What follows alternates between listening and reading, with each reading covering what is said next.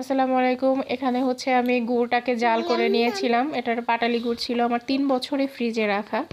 আর এখানে দুধটাকে জাল করে ভালোভাবে ঘন করে নিয়েছি। তারপর আমি দেখেছেন ফ্রিজ থেকে বের করেছি চিতই পিঠা।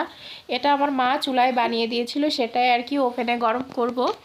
তো ওভেনে গরম করে দুধটাকে ভালোভাবে জাল করে নিব। জাল করে নিয়েছি। দুধে যখন ভালোভাবে জাল হয়ে গিয়েছে আমি তখন এর মধ্যে খানিকটা একটু বেশি করেই গুঁড়া দুধ দিয়েছি।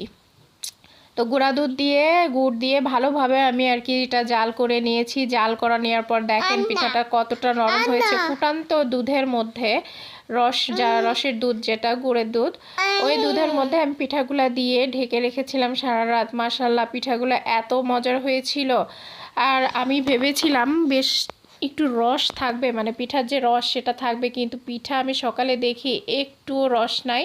শুধু যে সরগুলা ছিল সেই সর, আর পুরা ঘন দইয়ের মতো হয়ে গিয়েছিল। এত মজার পিঠা, আপনারাও বাসায় একবার হলেও ট্রাই করে দেখতে পারেন।